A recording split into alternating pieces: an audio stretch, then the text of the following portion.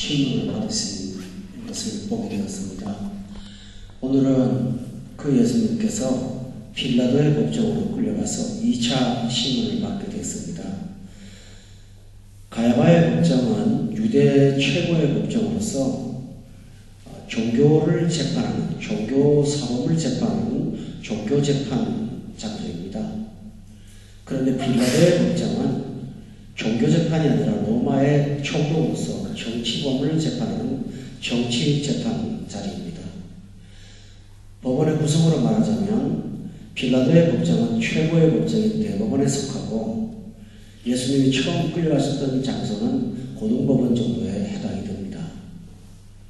종교재판에서는 종교적인 죄를 조사하고 정치재판에서는 정치적 죄가 있는가를 조사합니다. 그런데 예수님께서는 두 재판 다 한마디도 죄목에 대하여 대답하지 않으셨습니다. 그런데 예수님께서 단 두 마디를 대답하셨습니다. 하나는 종교재판에서 26장 64절 어제 우리가 보신 바와 같이 그 말씀을 보면 예수께서 이르시되 내가 말하였느니라. 그러나 내가 너희에게 이르노니 이후에 인자가 권능의 우편에 앉아있는 것과 하늘 구름을 타고 오는 것을 너희가 보리라 하신다고 하셨습니다. 여러분, 지금 종교재판에서는 예수님이 종교의 범법자인 것을 찾으려고 하는데 예수님은 당신이 하나님이라는 사실, 이 세상에서 다시 오실 하나님이라는 사실을 말씀하시므로 예수님을 하나님으로 인정하지 않는 사람들한테 종교적 범죄의 가장 극악한 죄를 스스로가 걸리도록 하셨습니다. 빌라도의 법정에 끌려가신 예수님께서는 빌라도가 정치적 재판을 하는데 정치 반동, 정치 내란을 재판하는데 예수님께서는 그 빌라도 앞에 딱 한마디만 대답을 하십니다. 그 말이 11절, 27장 11절에 보면 예수께서 총독 앞에 섰음에 총독이 물어 이르되 내가 유대인의 왕이냐? 예수께서 대답하시되 내 말이 옳다고 했습니다. 예수님은 정치 재판을 하는 빌라도 앞에 가서는 정치적 범죄의 최고의 형에 해당하는 내가 왕이라는 말을 스승없이 고백하셨습니다.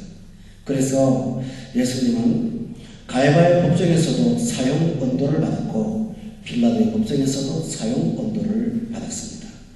여러분, 이 사실을 보게 될 것 같으면 예수님께서 십자가를 지신 것은 당하신 것이 아니라 스스로 지셨다는 사실을 알게 됩니다. 그런데 왜 하필이면 두 법정을 다 끌려가셔야 했을까요? 저는 어제 저녁 그것을 곰곰이 생각했습니다. 거기는 까닭이 있지 않는가 생각을 했습니다. 한 가지 힌트가 떠올랐습니다. 요즘에 여러분은 그런 해당 사항이 없습니다만은 돈이 없어서 신용불량 상태에 빠진 분들이 있습니다. 이런 분들은 신용카드가 있어도 무용지물입니다. 한국 가도 쓰지를 못하고 외국 가서 쓰지를 못합니다. 한번 신용불량을 당하면 이 세상 어디에 가도 그 사람을 금융적 사람으로 인정해 주지 않습니다. 죄라고 하는 것은 한국에서 범죄했다고 해서 미국에서 해당이 되는 것 아니고 한국에서 범죄하지 않았다고 미국에서만이 죄가 있는 것은 아닙니다. 인간의 본성은 어느 곳에 가든지 여전히 작동하기 때문에 예수님께서는 유대의 법정에서도 재판을 받으시고 빌라도의 법정에서도 재판을 받으신 것입니다. 여러분, 과거에 상처가 있으시다면 이 두바이로 오신 다음에 상처가 사라지던가요? 그렇지 않습니다. 인간의 내면의 세계는 어디를 가든지 따라다닌다는 사실을 알기 때문에 우리 예수님께서 이와 같은 죄의 보편성을 해결하시기 위해서 빌라도의 법정에서 재판을 받고 유대의 법정에서도 재판을 받으신 것입니다. 그러므로 예수님께서 재판을 받으심으로 우리가 지은 죄의 온 세상에 편만한 죄의 영향력을 주님께서는 재판으로 해결해 주신 것입니다. 그러므로 십자가를 지시기 직전에도 법정에서도 주님은 우리의 범죄를 해결하시는 구원자로서 활동을 하셨습니다. 우리는 이 법정에 서신 주님을 향하여 찬양하고 경배해야 될 것입니다. 그런데 예수님은 법정에 서실 때 아무런 죄가 없었습니다. 여러분 레위기에 보면 제사에 필요한 양을 잡는데 그 양의 조건이 무엇입니까? 흠 없는 양입니다. 예수님은 하나님의 어린 양으로 이 땅에 오셨기 때문에 그분은 흠 없는 양이라야겠습니다. 여러분 26장 59절부터 60절을 보십시오. 여기 보면 예수님께서 죄가 없다는 사실에 대하여 두 문장이 나옵니다. 60절에 보면 59절에 보면 거짓이라는 말이 나오죠. 거짓 증거라고 했습니다. 60절에 보면 어떤 게 나옵니까? 거짓 증인이 나옵니다. 그러니까 유대의 법정에서도 예수님은 거짓으로 재판을 받았다고 되어 있으니 예수님은 무죄한 분이라는 사실을 입증한 것입니다. 여러분 기억하십니까? 예수님의 기록은 일반 세계사에 다 기록되어 있습니다. 예수님이 탄생하셨을 때 베들레헴에서 탄생했는데 예수님이 베들레헴에 가셔서 탄생하실 때 거기 가서 탄생하신 이유는 로마 총독 가이사가 호적을 하라고 명령을 했기 때문에 쉽게 말하면 호적에다가 예수님의 이름도 올리고 그 부모의 이름도 올리기 위해서 갔던 것입니다. 그렇다면 역사를 유추해 올라가면 역사의 공적인 기록 속에 예수님의 탄생은 분명히 기록되어 있었을 것입니다. 또 예수님의 죽으심은 빌라도가 예수님을 죽이고 난 다음에 무덤 속에 놓고 무덤 문을 닫고 난 다음에 봉인을 하고 빌라도의 검을 찍어놓았습니다. 그러므로 예수님이 공식적으로 죽었다는 사망 진단서가 로마의 법정에 있을 것입니다. 그런데 예수님께서 무죄하다는 결정이 바로 유대의 법정의 기록에 그런 거짓 증인으로 거짓 증거로 죽었다는 사실이 기록되었으므로 예수님은 무죄한 분이라는 사실을 세상이 공적으로 증거하고 있는 것입니다. 또 하나 예수님의 무죄를 고백한 사람이 있습니다. 27장 3절에 다같이 한번 보시고 한번 읽어보시기 바랍니다. 27장 3절 말씀 시작. 그때 예수를 만나다가 그의 성령을 보고 스스로 내주셔 그 성식을 때 제사장과 장로들에게 물어봤다 하시며 예수님의 12제자 중에서 예수님을 돈 받고 팔았던 제자가 있습니다. 그 이름은 가룟 유다입니다. 그런데 그가 3절에 보니까 예수님의 정제됨을 보면서 스스로 뉘우쳐 은 30을 대제사장들과 장로들에게 갖다 주었습니다. 그러면서 4절에 그가 이렇게 말합니다. 내가 무죄한 피를 팔았습니다. 내가 무죄한 피를 팔았습니다. 배반한 제자가 예수님을 무죄한 피라고 말하면서 예수님은 죄가 없다고 고백을 했습니다. 27장 18절에 보면 예수님의 무죄에 대한 또 하나의 선언이 있습니다. 여러분 27장 18절에 보면 재판장이었던 빌라도가 그는 이렇게 말합니다. 다 같이 한번 읽어볼까요? 시작. 이는 그가 그들의 시기로 예수를 넘겨준 줄을 알미노라.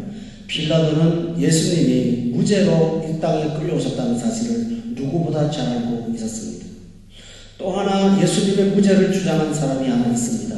본문 19절 다 같이 보시면서 여러분 함께 읽어보시기 바랍니다. 시작.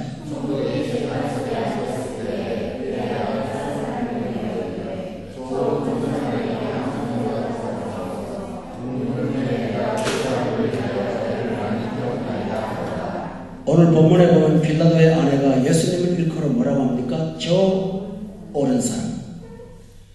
여러분 지금까지 봤죠? 거짓 증거로 재판받았고 시기로 붙잡혀온 것을 알고 무죄한 피를 팔았다고 고백하는 제자가 있고 그리고 빌라도의 아내는 저 옳은 사람이라고 말을 하면서 그 주변에 있는 모든 사람들이 이구동성으로 예수님은 죄가 하나도 없습니다 하고 양심 선언을 했습니다. 우리는 이 사실에서 중요한 레위기의 사실이 성취되는 것을 보고 있습니다.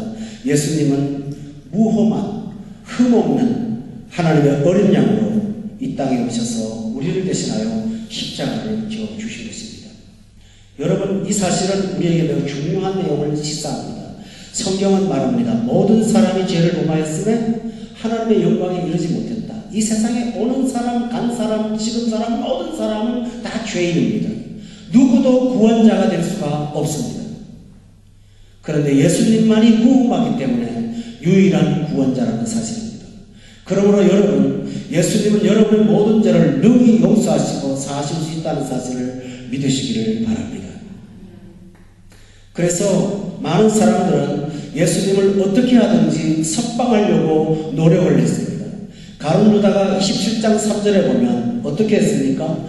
받았던 돈을 돌려주면서 이 일이 없던 것으로 하자. 이 계약이 무효라는 것으로 생각하자. 이 계약은 없던 것으로 하자고 그런 돌이키려고 했습니다. 또 하나 빌라도는 27장 15절에 보면 아주 중요한 제안을 하나 합니다. 여러분 기억하시죠? 27장 15절에 보면 명절이 되면 총독이 무리의 청원대로 죄수 한 사람을 놓아주는 전례가 있었다고 했습니다. 우리나라도 보면 3.1절 특사, 8.15 특사 등등 있죠? 이것처럼 고대에도 명절이 되면 특사가 있었습니다. 그는 그걸 생각했어요. 이 특사의 특권을 가지고 예수님을 풀어주고자 했던 것입니다. 그러나 그의 노력은 수포로 돌아갔습니다.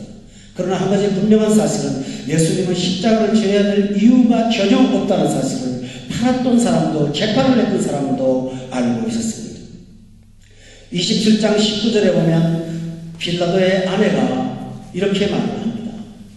사람에게, 총독에게 사람을 보내서 당신 저 오는 사람에게 아무 상관도 하지 마세요 하고 전달했습니다.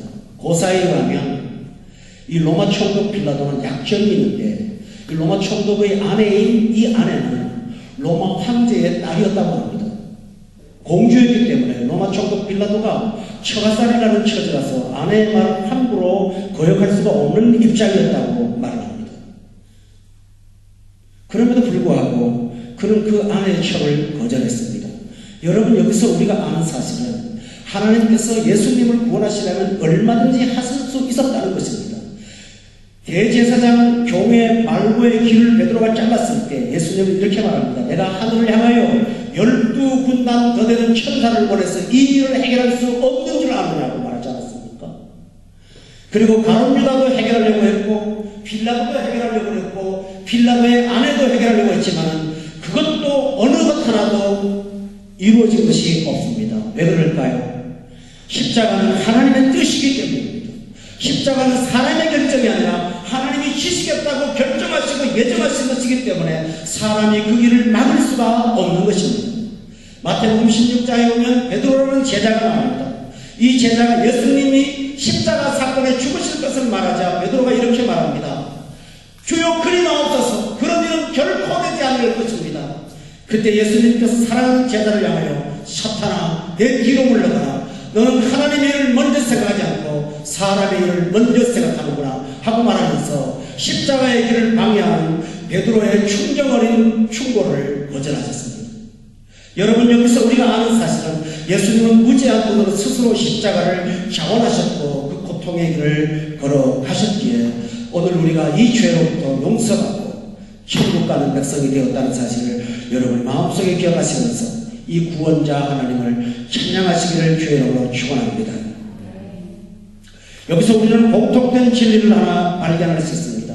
가룟 유다가 예수님의 죄값을 해결하려고 예수님의 죄를 없는 것을 하려고 했을 때 그가 필요했던 것은 무엇입니까? 받은 돈을 돌려주는 것입니다. 가룟 유다가 그렇지만 빌라도가 예수님을 풀어주려고 할 때는 그냥 풀어줄 수가 없기에 바라바라는 죄수 하나를 선택하면서 이 사람을 놓아줄까? 빌라도가 말하면서 예수님을 놓아줄까? 양자를 선택하라고 하시면서 예수님은 보상이 필요한 존재라는 것을 그는 암시했습니다. 여러분, 죄는 보상이 필요합니다. 죄는 그냥 넘어가는 것이 아닙니다. 세상 사람도 그것을 압니다. 돈 문제로 해결해야 된다고 생각을 했습니다. 바라바의 희생이 있어야 예수님이 해결될 수 있다고 빌라도는 생각을 했습니다.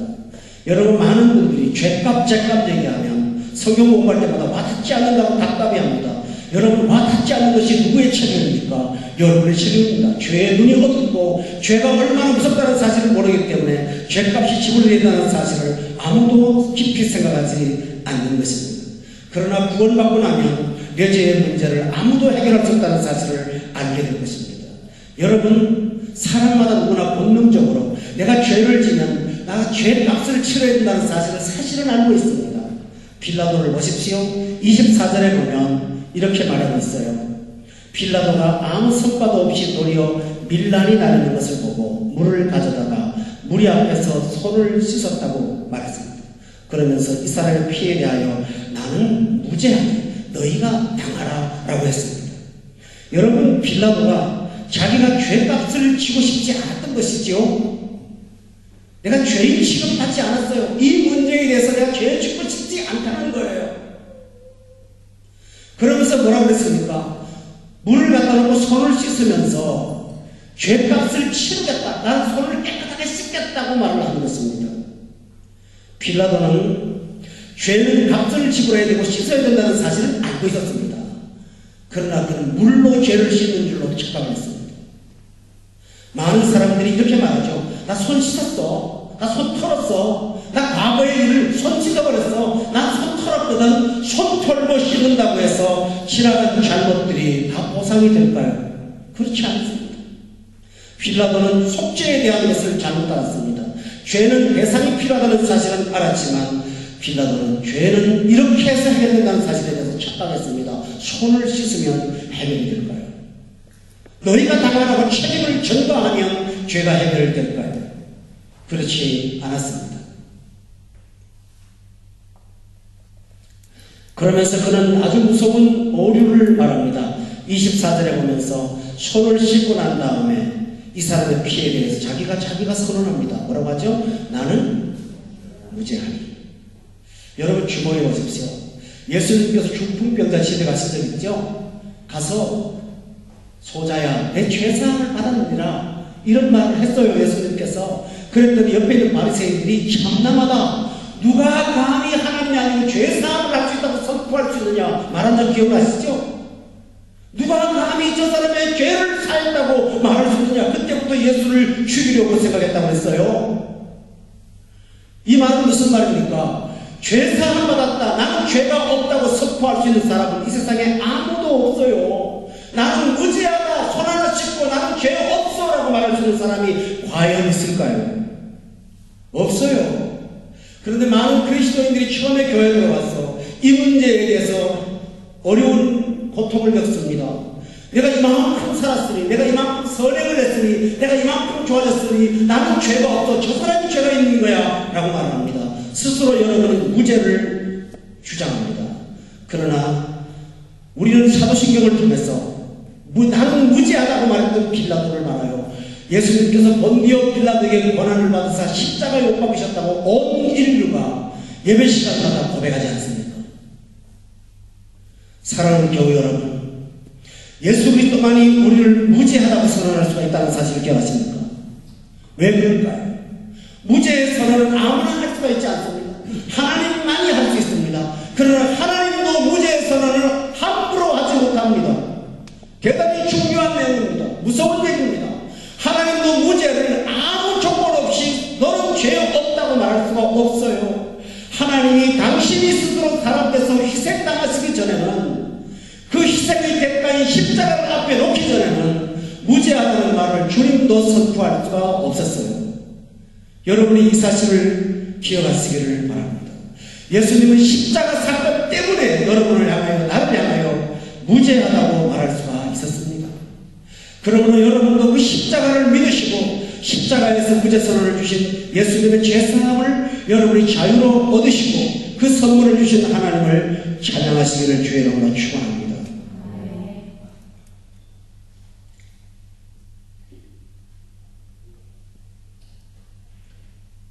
빌라도가 한 일이 뭡니까 여러분? 24절에 보면 손을 씻죠. 그 말은 뭐죠? 난 이 일에 손 떼겠어. 그 말이거든요. 나 일에 손 떼겠어. 너희들이 알아서 해. 그렇지 않아요? 그렇다면 정확하게 말해서 빌라도가 한 일이 있습니까? 그는 한 일이 없어요. 그가 한 일은 없어요. 넘겨준 것밖에 없어요. 사형에 해당한다고 심판은 이미 가해바의 법정에서 했고 빌라도는 사형이라고 말하지 않았어요. 26절에 보면 십자가에 못 박히게 넘겨준 것밖에 없어요. 그는 아무것도 안 했어요. 여러분, 여기서 중요한 게 나와요. 오늘 많은 사람들이 예수님에 대해서 듣고 나서 아무것도 안 하기로 결정하는 거예요. 빌라도처럼. 오늘 중요한 말을 22절에 이렇게 말해요. 빌라도가 이르되 그러면 그리스도라 하는 예수를 내가 어떻게 하랴? 그리스도라 하는 예수를 내가 어떻게 하랴? 그 질문 앞에 빌라도가 한 말은 뭡니까? 나는 아무것도 안 하겠다. 나는 아무 일도 하지 않겠다. 그는 그러고 끝났습니다. 그러나 성도 여러분, 안 하면 그만입니까? 분명히 성경은 빌라도가 예수님을 십자가에 못 박았다고 말합니다. 오늘 우리 주변의 사람들 중에 전도를 해보면 나 천당 지옥 아니 몰라 그렇지 않고 그거 모르면 그만이고 왜 알아가면 힘들게 해? 난 아무것도 안 할 거야. 공부도 안 하고 교회도 안 가고 내 착한 애라고 살면 그만이잖아. 나 직업대로 살면 그만이야. 난 아무것도 하지 않을 거야 라고 말을 합니다.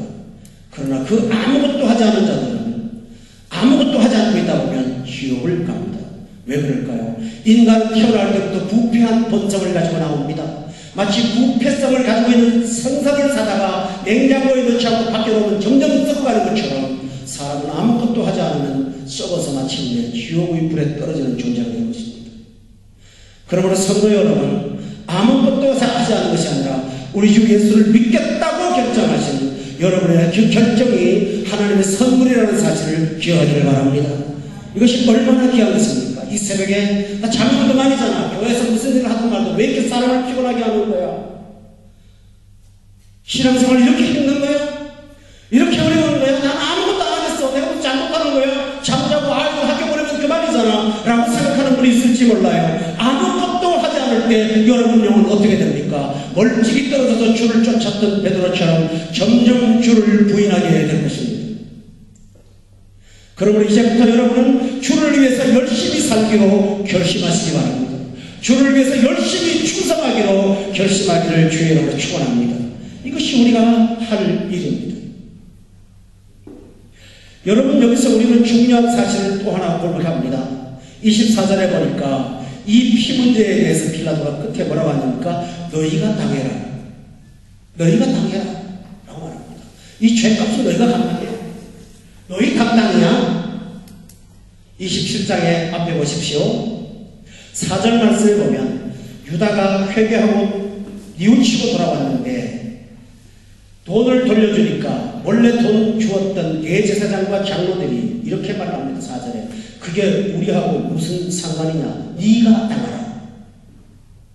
여러분, 빌라도가 뭐라고 했어요? 너희가 당하라. 그렇죠? 여기 제사장과 장로들은요, 네가 당하라. 여러분, 우리는 여기서 중요한 사실을 알게 됩니다. 책임 있는 자리에 있는 사람들은 아무도 이 책임을 감당하지 않고 있습니다. 책임 없는 철없는 백성들은 그 죄를 우리에게 돌리소서 말을 했지만 책임 있는 사람들, 책임 있는 주위에 있는 사람들은 내가 오늘 당해 라고 말했습니다. 여러분, 그 돈이 누구 겁니까? 대제사장과 장로들, 바로 그 사람들 거죠? 자기들이 준 돈을 돌려받았음에도 불구하고 이거 나하고 아무 상관없어. 네가 당해. 네가 당할 일이야 라고 말을 했습니다. 여러분, 어려움을 당해보세요. 주변의 사람들 다 떠납니다. 여러분이 잘못해보세요. 누가 여러분의 편을 듭니까? 외로워지기 시작합니다. 그런데 이사야 53장에 보면 우리는 그릇 행하여 각기 제 길로 갔거늘 여호와께서는 우리의 죄를 그에게 담당시키셨다고 말하지 않습니까? 여러분, 모두가 다 책임지잖아요. 네가 당하라, 네가 당하라 한 말을 하나님께서는 우리의 죄악을 그에게 담당시키셨다고 했습니다. 이게 얼마나 놀라운 사실입니까? 여러분이 십자가가 와닿지 않는 것은 어쩌면 정상입니다. 여러분이 당할 고통을 그분이 당하셨기에 우리는 그 고통을 느낄 수가 없는 거예요.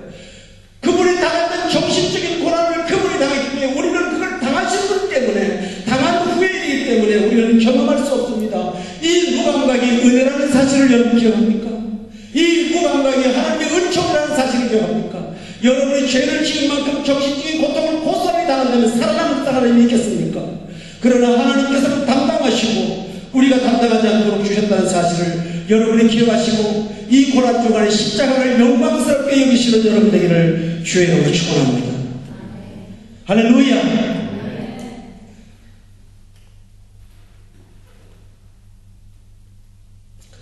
그러나 아까 제가 말씀드린 것처럼 25절에 보면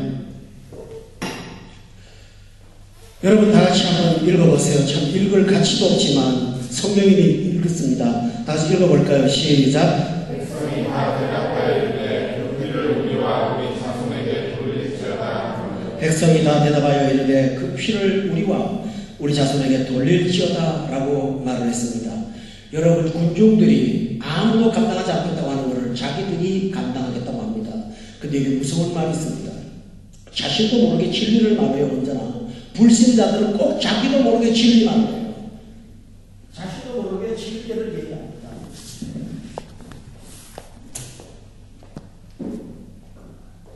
무슨 진리입니까? 십자가에 못 박은 죄가 아주 큰 죄라는 사실을 알고 있어요. 25절에 보면 우리로 해결될 문제가 아니고 뭐라고 했죠? 우리 자손까지도 감당해야 될 죄라고 저들은 고백하고 있습니다. 우리와 우리 자손이 감당하겠다고요. 여러분이 잘못을 합니다. 사업을 하다 실패해갖고요. 빚을 졌다 합시다. 그 빚이 여러분 자손들에게까지 계속 전가되는 것을 원하는 사람이 있습니까? 이건 나로 끝나는 거야. 우리나라 법에 의하면 상속법이 있습니다. 부모의 재산이 넉넉하면 상속을 승리하겠다고 승인합니다. 그러나 재산보다 빚이 더 많으면 상속 포기를 하면 그 빚을 청산시켜주는 법이 있습니다. 여러분 아시죠? 그런데 그런 법이 없다면 내가 받은 빚, 내가 잘못한 사업의 빚이 3대 4대까지 내려간다면 태어난 자손이 얼마나 억울하겠습니까? 그런데 그런 이 무책임한 말을 이 십자가의 피 문제는 내만이 해결할 문제가 아니라 우리와 우리 자손이 감당해야 될 문제라고 피값이라고 자기도 모르게 고백하는 것입니다. 저는 성경에서 무서운 말을 하나를 기억합니다. 우리가 천국에 갔을 때 하나님께서 심판을 하신다고 하지 않습니까? 하나님이 심판할 때 어떻게 심판하는지 압니까? 옆에 검사가 서가지고요. 이 사람은 이런 죄를 지었다, 이런 죄를 지었다고 고발하는 자가 거기는 없습니다. 천국은 사탄이 없어요. 그러므로 고발하는 자가 없습니다. 그런데 누가 말합니까? 하나님이 말합니까? 아니에요. 우리 모두가 다 천국 앞에 하나님 앞에 서면 우리의 입으로 기뻐하리라고 성경이 기록되어 있습니다. 나도 모르게 그 앞에 가서 죄를 딱 토해버린다는 거예요. 숨어있는 게 아니에요. 예수님 앞에 쓰면, 재판대 앞에 쓰면 옆에 누가 있는 말은 내 입에서 내 의지와 상관없이 나의 죄가 낱낱이 고백될 거라고 말을 하는 것입니다. 할렐루야. 이게 얼마나 두려운 사실입니까? 죄를 짓는 자는 끝나는 것이 아니라 우리와 우리 자손에게 돌릴지어다 라고 말하게 됩니다. 그러나 성도 여러분, 이 사람들이 감당할 수가 있을까요? 참 놀라운 은혜가 있습니다.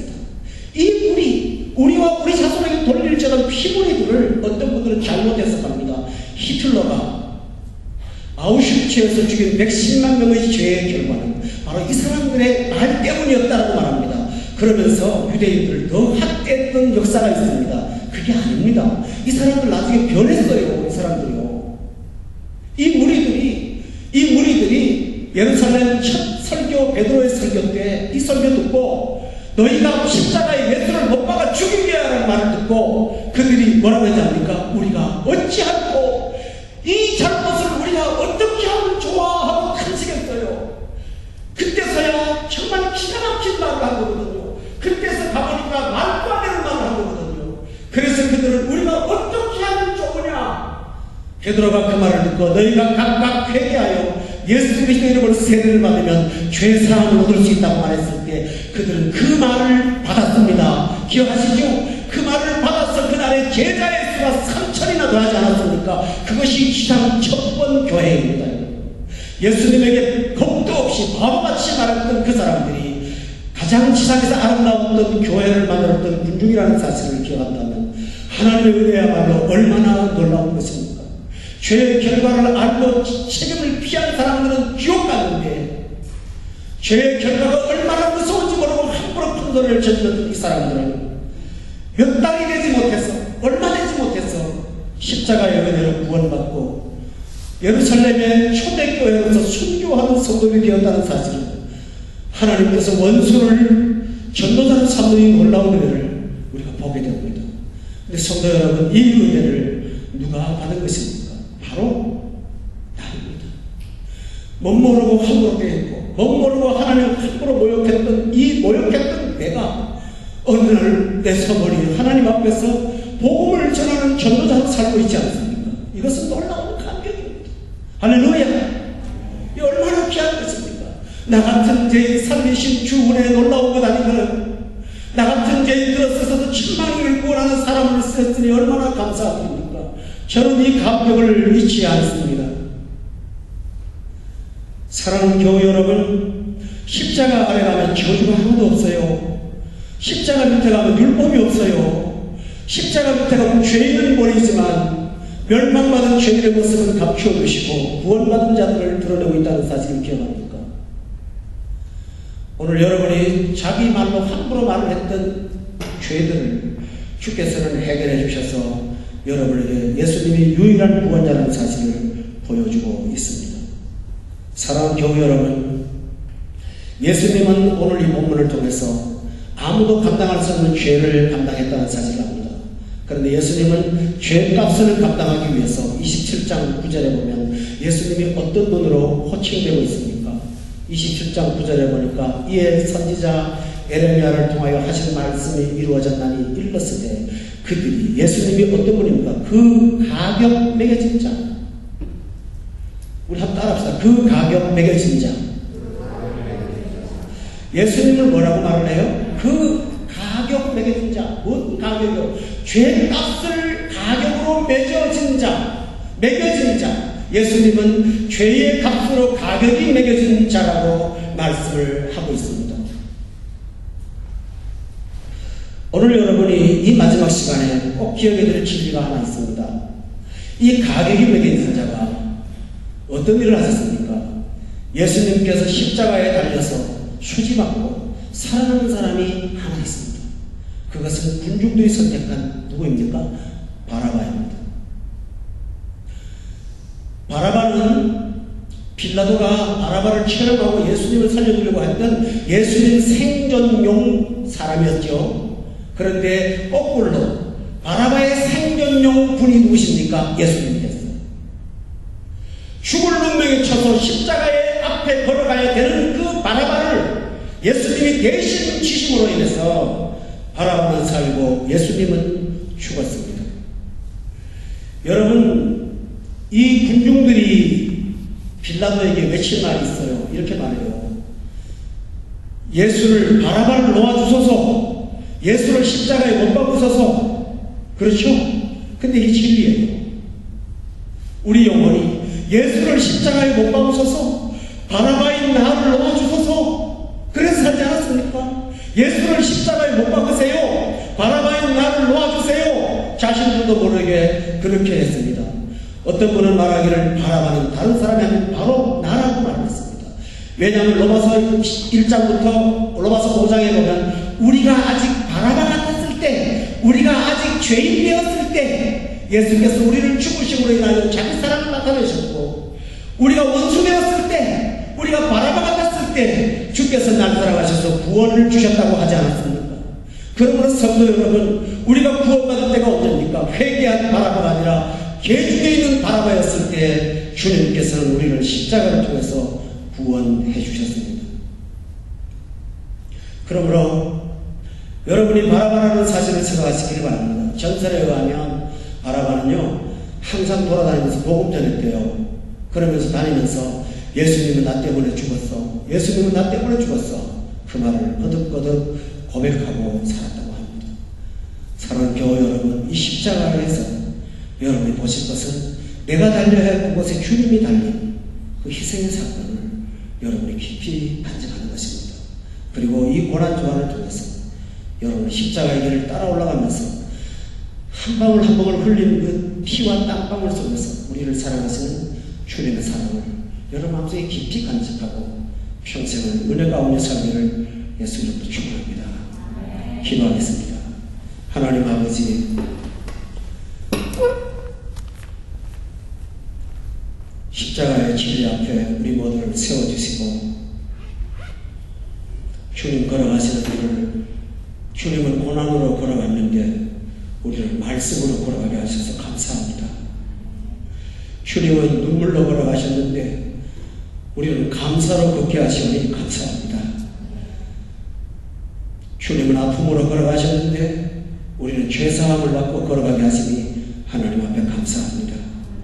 이 새벽에 이 은혜를 깨달았다면 주를 배반하지 말게 하시고 남은 인생 최선을 다해서 주를 따라 섬기며 주에서 열심히 살고 하나님의 복음을 온 세상에 전파하는 우리 모두가 되게 하여 주옵소서. 예수님의 이름으로 기도드리옵나이다. 아멘. 찬송가 150장을 하겠습니다.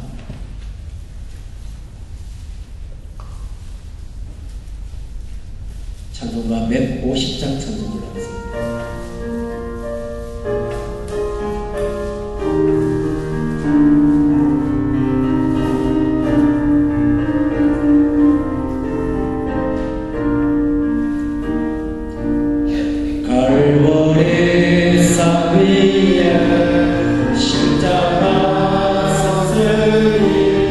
주여 나를 다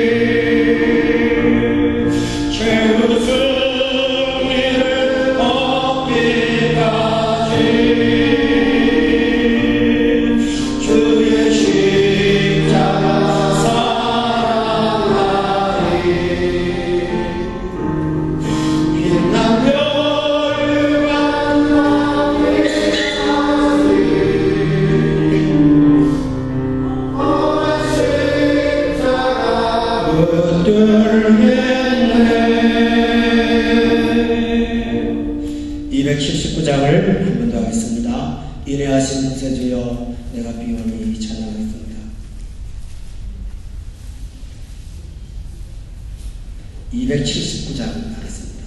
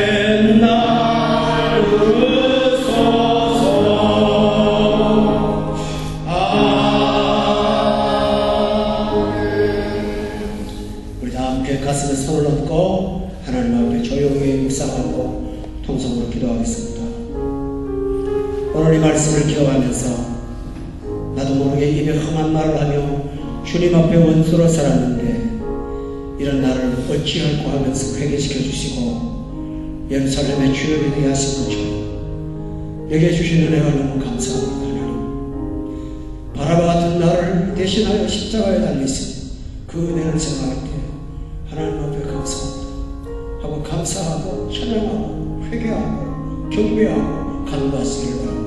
우리 주여 하면 모르겠습니다. 주여, 전능하신 아버지 하나님, 이 귀한 자리가 하나님 앞에 소중한 자리임을 깨닫습니다. 한 사람 한 사람의 영혼에 깊이 박혀있는 답을 올리고 십자가의 피가 교리가 아닌 진리로 깨달아지고 이 자리에 초대하여 주셔서 주와 함께 무릎을 꿇게 하시를 감사합니다. 하나님, 우리는 귀에 들린 대로 행하시는 하나님 앞에 나아가서 생각 없이 말하지 않았습니까?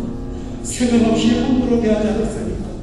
만왕에 오신 영광의 하나님 앞에 나아가서 만주이신 주님 앞에 나아가서 그 영광을 앞으로 펴가하고 내 주장을 펼치며 이기심과 자아의 의지를 가지고 얼마나 거듭거듭 주님을 십자가에 못 박았었습니까? 그럼에도 끝없이 용납하시고 참아주시고 인내하셨사 마치 천년이 하루 같은 것처럼 하루를 기다려주셔서 우리를 이와 같은 하나님의 경건한 사람으로 변화시켜 주신 것을 감사합니다. 하나님 아버지, 내가 저희들의 십자가, 내가 당해야 될 십자가, 내가 받아야 될 바람과 같은 현실 주께서 해결하시고 계십니다. 내 영혼이 상처습니다. 나를 도와주시고 주님이 십자가에 못 박혀 주십시오. 그 고백으로 오늘 살게 되지 않았습니까? 이 은혜를 생각하면서 이제 온 인류 만방에 이 생명의 복음을, 피의 복음을, 십자가의 복음을 전하는 우리 모두가 되게 하옵소서. 하나님 앞에 찬양하면서 마지막 집회 기간 동안 우리를 모두 이끌어 주시기를 바라고 예수님의 이름으로 기도되옵나이다. 지금은 우리를 십자가의 피로 구원하신 우리의 구원자 예수님의 구원하신 은혜와 성부 하나님의 지극하시고 망가진 사랑과